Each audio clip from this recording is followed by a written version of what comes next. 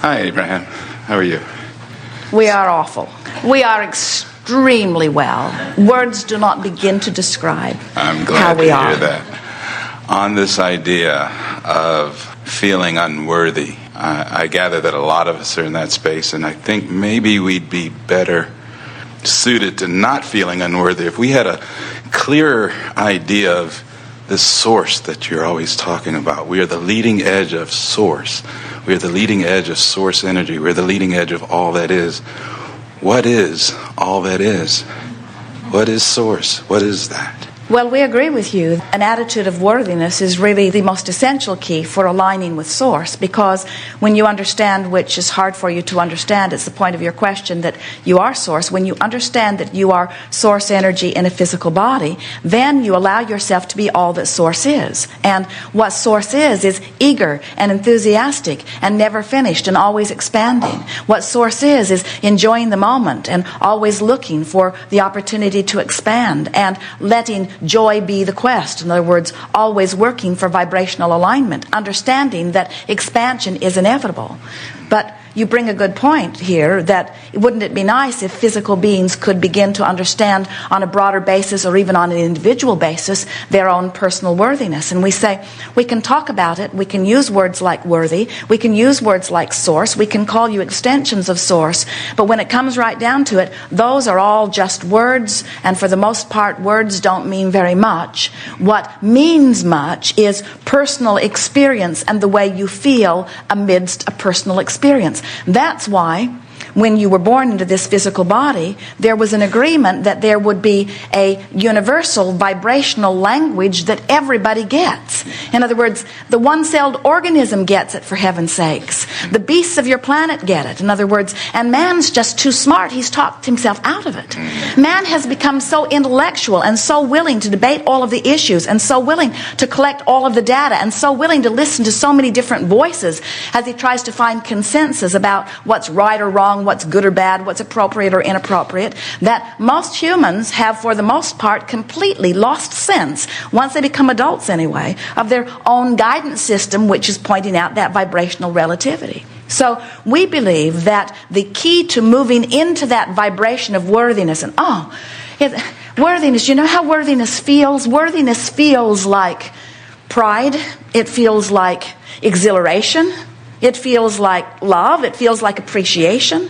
To try to find words and try to use words to describe feelings, we would ever so much rather that you just have the feeling and not worry about trying to put a word to it. So that's why your guidance system is the way that it is. Your guidance system says that when you are moving in the direction of who you really are, you will feel that calling, that good feeling, that sensation. That's what love is. And we want to ask you, and we're going to be very bold and blunt about it, what's so hard about accepting the goodness of something that feels good?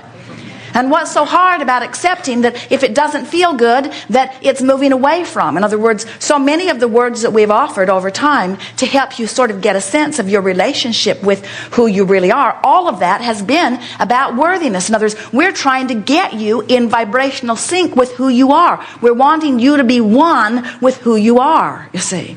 And so you couldn't have started with a better question, because that word worthiness speaks to that alignment, that energy alignment, better than any other word that we can think that you might offer to us, you see.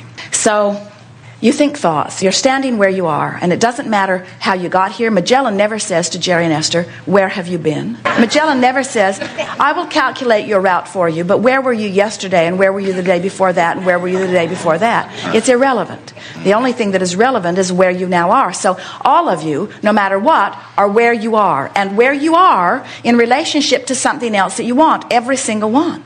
And when you get it, and this is part of that worthiness thing, when you get it, and whether you get it or not, we get it, we know it, it is, whether you get it or not, when you are having an experience and a desire is born within you, Source says yes. Now, we want to appeal to your logic. Maybe appealing to your logic will bring you on the path to your feeling of worthiness.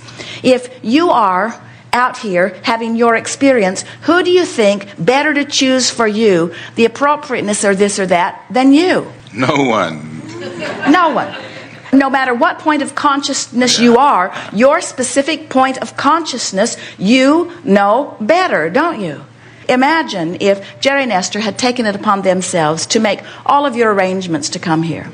They called all of your cabs, they called all of the airlines, they did everything. What if they had made all of the arrangements for all of your sleeping and all of your food and all of your transportation? And a lot of you would be lost out there somewhere, because Jerry and Esther do not have the ability or the time or the precision to take care of you in the way that you have the ability to take care of you. Now, that's just a sketchy analogy, but the basis of it is what we want you to hear. No one in all of the universe can decide more for that one-celled organism what's better for it than the one-celled organism that is having the experience. And nobody knows better for you than you. And Source is so knowing that, so at one with this perfect plan which allows the perfect expansion of this perfect universe, that when you ask at any level, it is given every single time. Now, we're giving all of this to you in our quest to help you come round to accepting the worthy nature of your being. But you know what happens to so many people? So many people have not been paying any attention to the way energy feels, or to the alignment, or to the fact that they're disconnected from who they are. Do you know that the feeling of negative emotion in and of itself, that empty, icky feeling, is just what you feel like when you have vibrated out of range of that which is your source?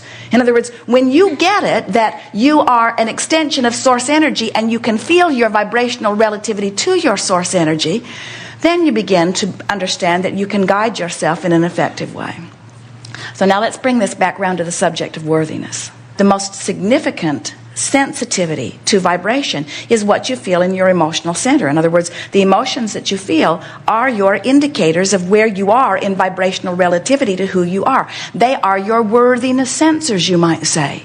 You can tell by the way you feel when you're in alignment with who you are. And what could be more a state of worthiness than to be on the same vibrational wavelength of that which is your source? So what causes people to get separated from that? How could anybody get separated from the vibration? So how could anybody get crossways of their own guidance system? Yeah. It's because instead of paying attention to vibration, most people are looking at the manifestations or the results of vibrations. And then they are working to control those conditions, because after all, most people are offering most of their vibration in response to what they see. So we understand that if you see something that makes you feel wonderful, you want more of it. And if you see something that makes you feel awful, you'd like to contain that condition or get rid of that condition. But what happens in all of that sifting and sorting of manifestations is that man has created endless distortions of how he compares himself with others and the results that he comes to, rather than using the sensor that he was born with in order to understand. When we talk about this emotional scale and we say, if you're in despair and you find the life-giving breath of fresh air that revenge gives you, most people really are afraid of that kind of language, because they see terrorists out there offering revenge and they don't like the results of their revenge. And we say, but if we were talking to them one-on-one, we would acknowledge that in their revenge they are in a better vibrational place than they were in their feeling of powerlessness. Nobody goes to revenge without feeling powerlessness first. We promise you. There is no one offering revenge of any kind who is not trying to level the playing field and trying to get some of their personal power back, you see. Now, that's a long way from worthiness, isn't it? Worthiness is a long way from revenge. But we want to say revenge is a step in the right direction to worthiness. Now, hopefully, you can move through revenge without acting on it, and maybe move into rage or anger and some of those delicious, bright, fluffy emotions. Comparatively speaking, aren't they? Comparatively speaking, can't you feel that when you move up the emotional scale that there is a releasing of resistance that is shown to you by relief that you feel, you see? So as you move from despair or powerlessness into revenge, and then into anger, and then into frustration, and then into hoping, and then into believing, and then into knowing. And of course there are a lot of different steps along the way. But what you begin to notice is that you have control over the direction that you are moving, while you don't have control, not right now, over how big of a jump you can take, because law of attraction has that control. Law of attraction is in charge of how far you can jump, how fast on the vibrational scale. And we think that's the reason that so many people have sort of stepped away from understanding their own guidance, is because they try to make too big of a jump. They don't make the jump. Then they look outside of themselves. They try to get somebody else's opinion about where they are. And nobody else's opinion can give you any true information about your vibrational relativity.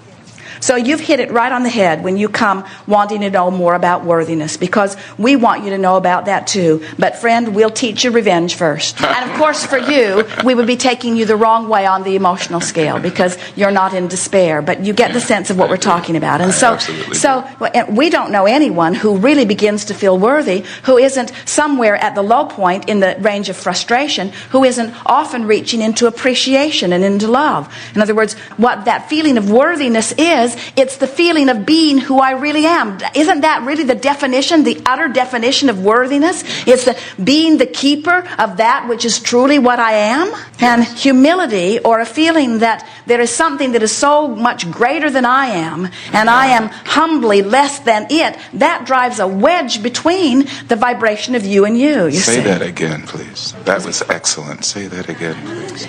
An attitude of humility, or fostering an attitude of being humble, is vibrationally opposite of worthiness, because humility is saying there is something out there that is much greater than that which I am, and I'm using this word humility to drive a wedge between the power that is really me and the power that I'm only allowing myself to assign to myself right here and now.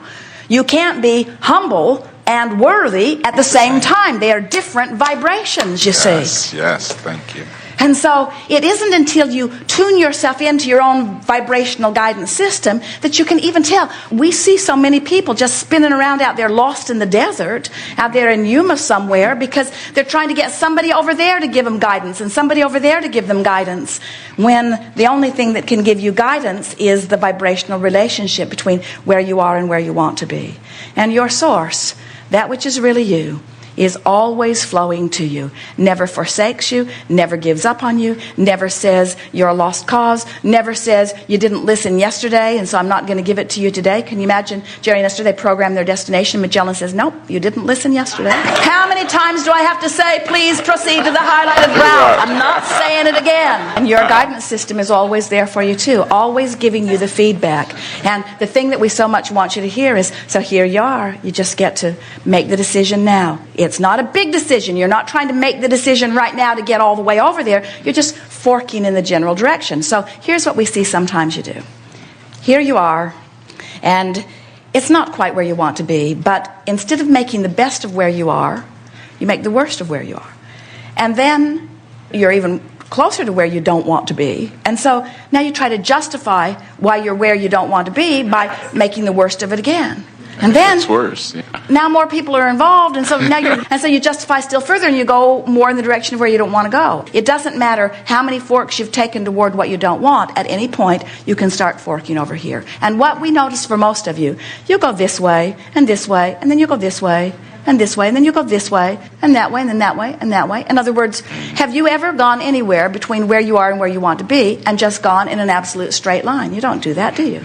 You go up and down and around, and the same thing is true as you're trying to find your place here. But if your intent is to find the best feeling thought that you can find from where you are, and you manage to do that, and then your intent is to find the best feeling thought from where you are, and you manage to do that, then what begins to happen is you begin leaning in the direction on all subjects of what you are wanting. And life just gets better and better and better and better and better. Because finally, you've quantified your journey. Finally, you're in charge. Finally, you can feel vibrationally whether you're moving toward or away from the things that are important to you. You're really good at this. It's so easy when you understand these simple things. Law of attraction is always accurate. And I can always tell by the way I feel where I am in relationship to what I want. It could not be easier, you see. And there's one other thing that we know that we practice every day that you don't yet. We don't give a rip what anybody else thinks, because the only thing that is important is vibrational relationship, you see. all that other stuff is irrelevant. Other people's opinions, other people's impressions, other people's perspectives, none of that makes any difference because they do not have anything to do with the vibrational relationship between where you are and where you are. Yes. Excellent. Thank you very much. Yes, indeed. Yes, indeed.